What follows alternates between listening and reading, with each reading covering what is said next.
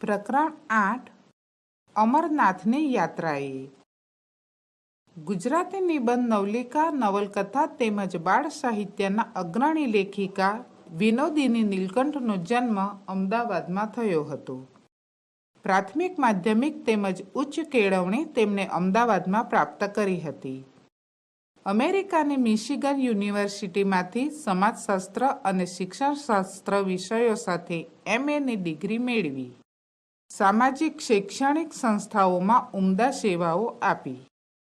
રસદ્વાર એ રસાળ શૈલીનો નિબંધ સંગ્રહ તેમજ આરસીની ભીતર, કારપાસી અને બીજી વાતો, દિલ દરિયાવના મોતી, અંગુલીનો સ્પર્શ, વાર્તા સંગ્રહો પ્રાપ્ત થાય છે.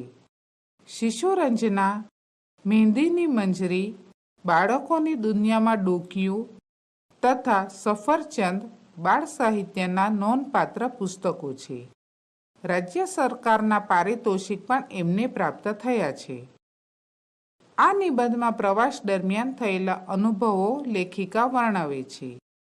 ચંદનવાડી શબ્દમાં ગુજરાતીઓને તથા લેખિકાને પણ પોતાપણું લાગે છે. ઘોડેસવારી કરી પહેલગામથી ચંદનવાડીએ જતા જતા પ્રકૃતિની પ્રતિક્ષણ બદલાતી કુદરતી શોભા, તેમાંથી થતો સંગીતનો આભાસ માણે છે. શેષ નદીના બદલાતા વિવિધ સ્વરૂપોનું સૌંદર્ય વરસાદમાં પલળીને પણ માણે છે. કુદરતના ન્યારા રૂપ જોઈ પાછા પહેલગામ આવી પલંગમાં સૂવાનું સુખદ લાગે છે. એ વાતને અંતે જીવનના ચિંતન સાથે સાંકળી આપે છે. પ્રકરણ 8 અમરનાથની યાત્રાએ. કાશ્મીરમાં પહલગામથી અમરનાથની યાત્રાએ જતા સૌથી પહેલો પડાવ ચંદનવાડી આગળ કરવો પડે છે. અમરનાથ જવા માટે અષાઢ કે શ્રાવણ માસ અનુકૂળ રહે છે, કારણ કે ત્યાં સુધી બરફના ડુંગરા ઓળંગી શકાતા નથી. અમે તો વૈશાખ મહિનામાં પહેલગામમાં હતા. અષાઢ કે શ્રાવણ તો શું, પણ અમે તો ઉતરતા જેઠ મહિના સુધી પણ ત્યાં રોકાઈ શકીએ એમ નહોતું. તેથી ચંદનવાડી સુધી જઈ સંતોષ માન્યા વગર છૂટકો જ નહોતો. નહીં મામા કરતા કહેણા મામા શું ખોટા, એ ન્યાયને અમે અનુસર્યા. કાશ્મીર ગયેલા ગુજરાતી લોકો વેરીનાગ, સોનમર્ગ કે ટુલી એન તળાવ જેવા અત્યંત મનોહર સ્થળો જોવા જવાનો આળસ કરે છે, પણ દરેક ગુજરાતી ચંદનવાડી તો અચૂક જાય છે જ. તેનું કારણ શું હોઈ શકે, તેનો વિચાર કરતા મને લાગે છે કે તે સ્થળનું નામ ગુજરાતીઓને ઘણું ગરવટભર્યું લાગતું હશે.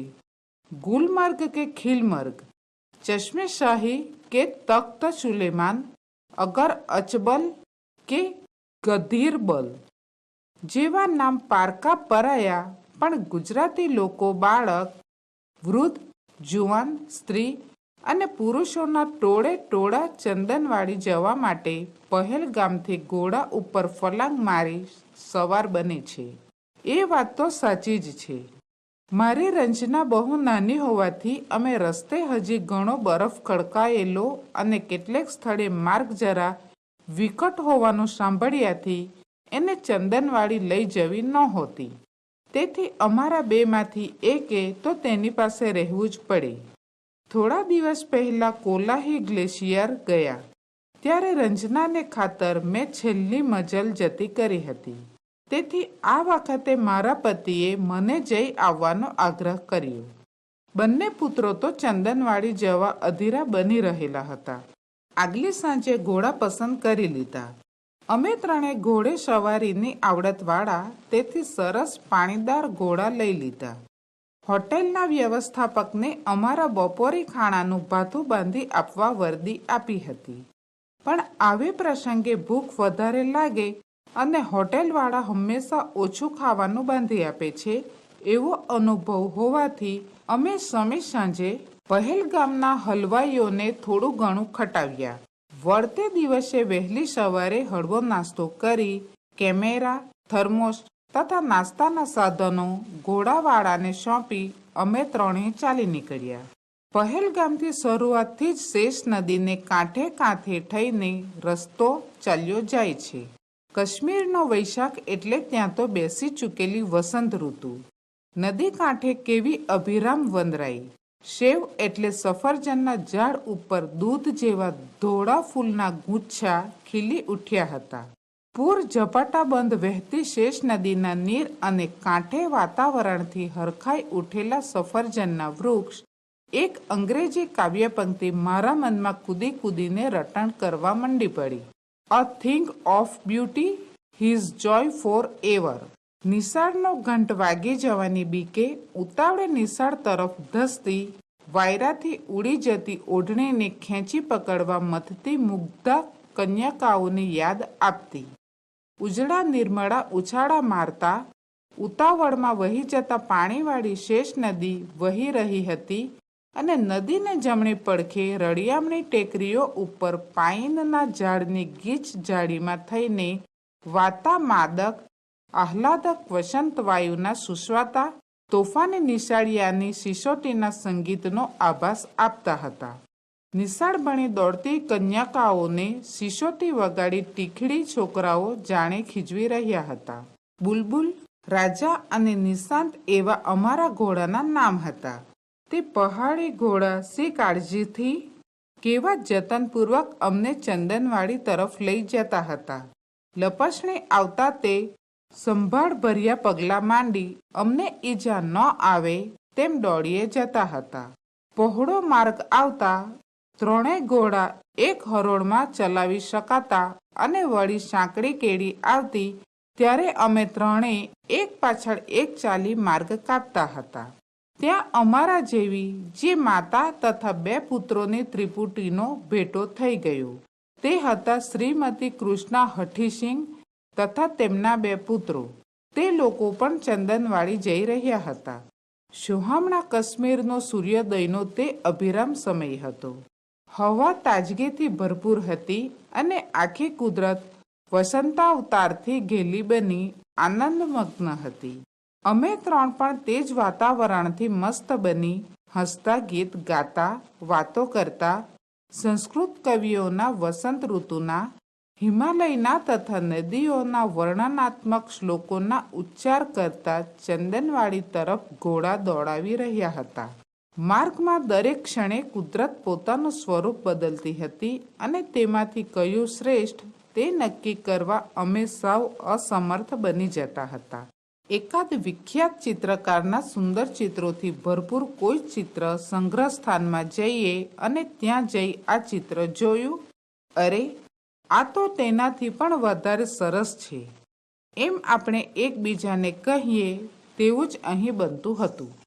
રસ્તે ચાલતા ઝાડ, ફૂલ અને વનપંખીઓના નામ જાણવાની તક મળતી ન હતી, પણ ખરું પૂછો તો તે નામ ન જાણવાથી અમારી તૃપ્તિમાં ઉણપ પણ આવતી ન હતી.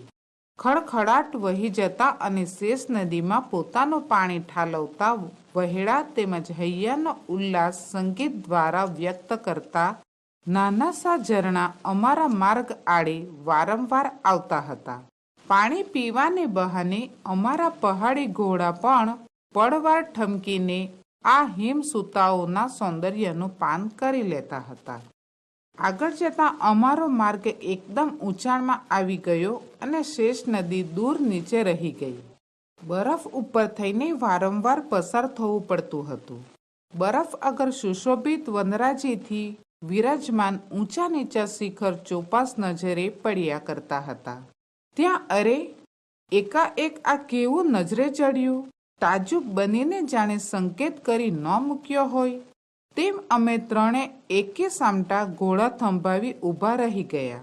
ઊંચા પહાડ ઉપરની વાંકી ચૂકી અને સાંકડી પગદંડી ઉપરથી અમારો માર્ગ ચાલ્યો જતો હતો.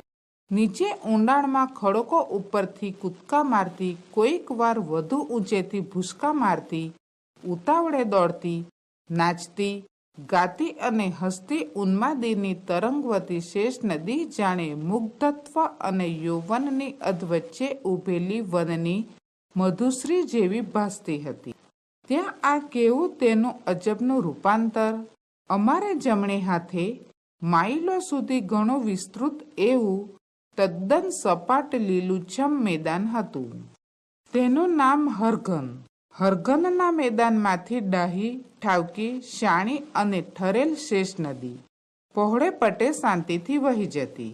ઉગાડું માથું અને ઉડતી ઓઢણીવાળી તોફાની કન્યકા પિતાનું ઘર છોડી સાસરે આવતા વિનમ્ર બની માથે સાડલો ઓઢી છેડો ઠીકઠાક રાખી જાણે ગંભીર અને ભારેખમ બની ગઈ હતી. નદીને કાંઠે અસંખ્ય ફૂલ ખીલી ઉઠ્યા હતા. તે સ્થળેથી ખસવાનું અમને મન થતું ન હતું. કેમેરાથી તસવીર ખેંચી એ અજોડ સૌંદર્યને કચકડાને ફિલ્મ ઉપર જકડી લેવાનો મિથ્યા પ્રયાસ કરવામાં મારા સુકુમાર તથા જગદીપ ગૂંથાયા. હરગનના તે મેદાન ઉપર તંબુ તાણીને વસવાટ કરવાની શક્યતા વિશે અમે ખૂબ હવાઈ કિલ્લા બાંધ્યા. અમારા 5માંથી 2 જણને આ અલૌકિક શોભાભર્યું દ્રશ્ય જોવાનું રહી ગયું.